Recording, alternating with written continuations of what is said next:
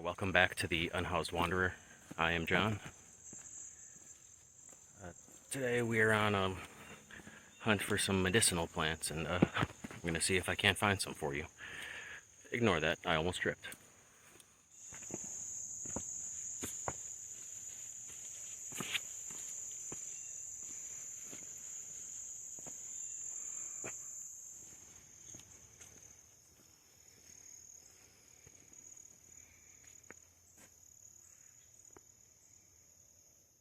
Alright, now this plant here, this is called goldenrod.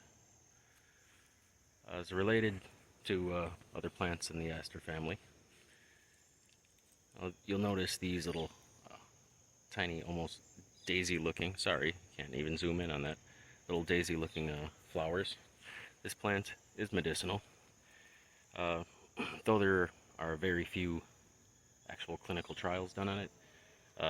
Folk medicine and just knowing what the chemicals do, this plant can be used for anything from hemorrhoids to respiratory issues, I believe, and some people even say to purify the blood of free radicals.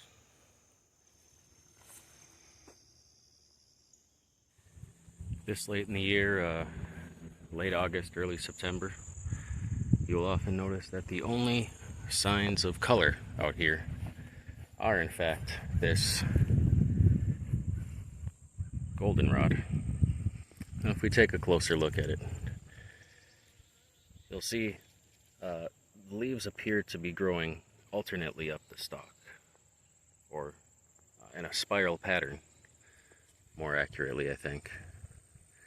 Of course these tiny, very tiny yellow flowers, hundreds per stalk.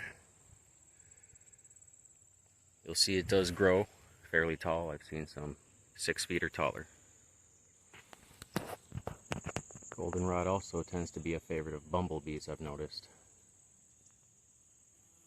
Though many different species will come give them a visit.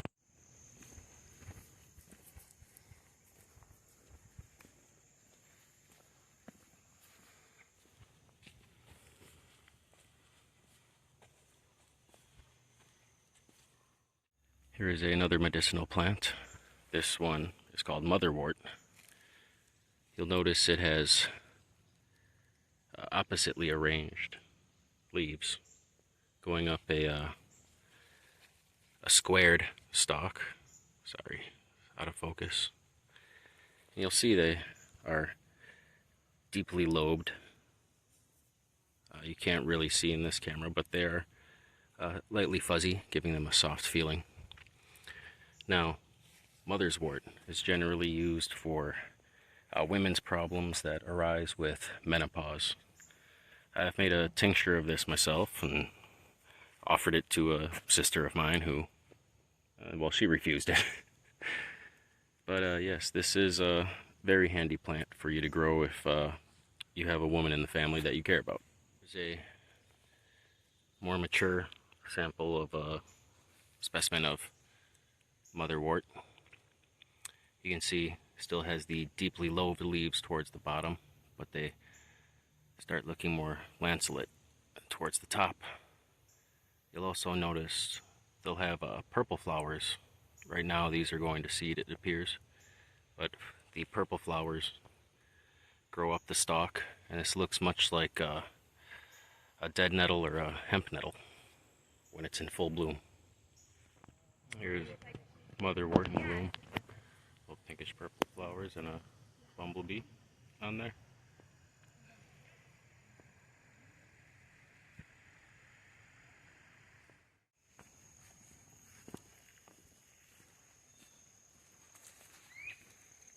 Mosquitoes are pretty bad in here. I had to take a moment to put on some bug spray and throw something over my head. It's just, the mosquitoes are uncalled for out here. They are unruly.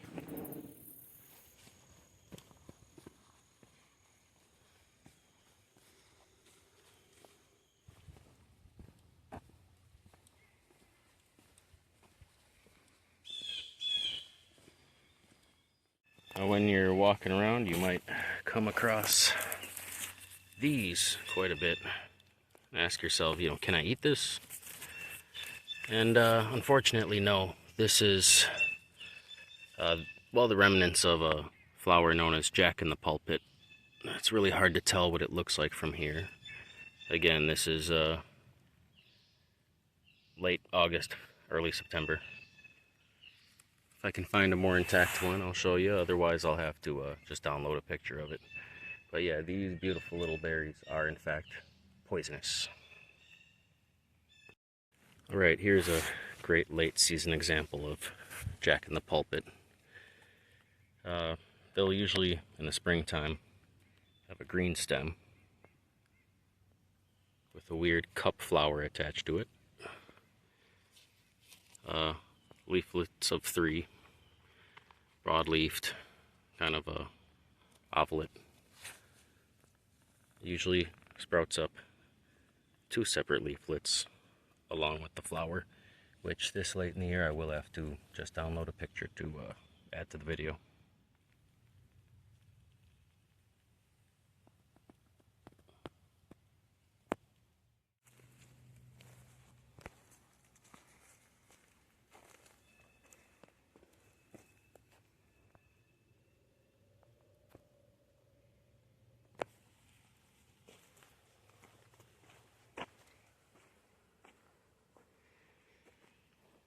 I mean, doesn't look safe enough to sleep in, but it's nice to see people attempting some bushcraft for a hobby.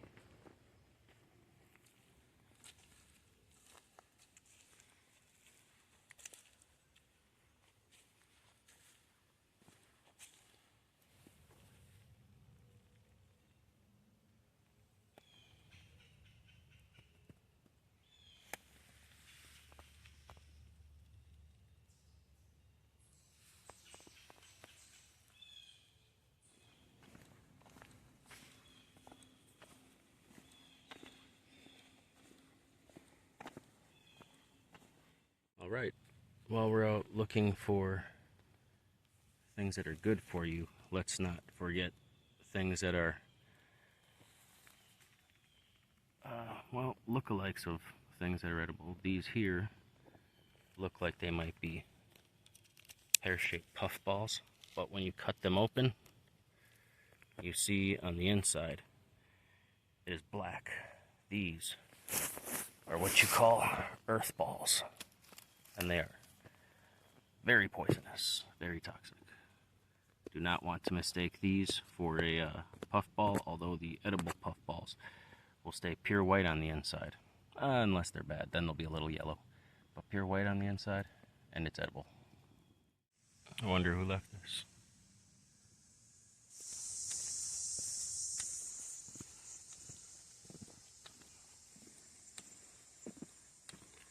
Lots of cicadas everywhere I go this year. That's the super brood.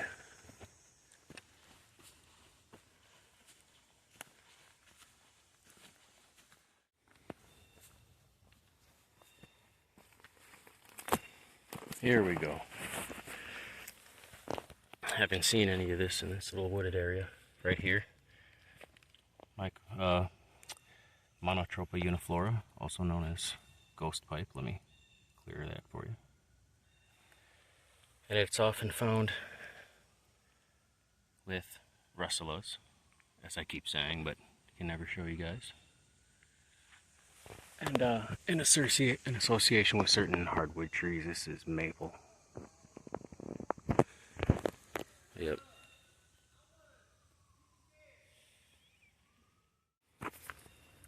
Too many flies out here.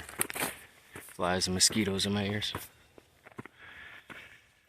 You know, I'm starting to think this is like the cross-country trail of that ski slope nearby. See where this all leads. Yep, this is in fact the ski slope. I mean, is this considered trespassing? Guess I'll turn around. These are actually alive. You can see these nice compound leaves, serrated lancelet leaflets. These seem to grow alternating from their stalks. And the telltale sign of this plant, the bright red seed bulb, which, as stated earlier, look how red this one is, can be made into a citrus drink. Now, just because I've done this before and it was interesting to find out, just take this, kind of rub it between your fingers, get your fingers red, you can see that. It's pretty tart. Yeah, it's not that bad though. I like tasting things, but those are furry. Like, you don't want to eat those hairs. That's going to irritate your throat. So, best just to try it that way. But I'll warn you, I mean, it's very tart. It doesn't have a good flavor. That's why you're going to need the, I'm going to bust my shit. That's why you're going to need the sugar when making a sumac-ade.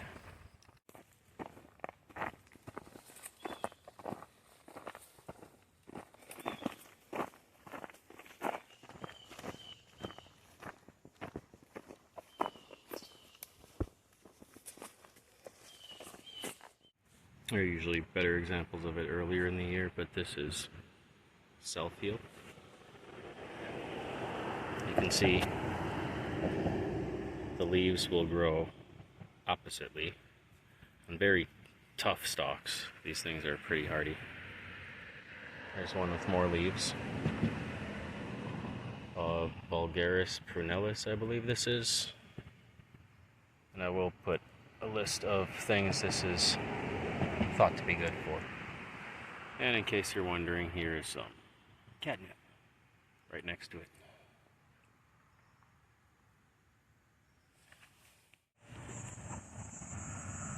This little guy must be injured. He's not moving away from me at all. Hello. Are you doing okay?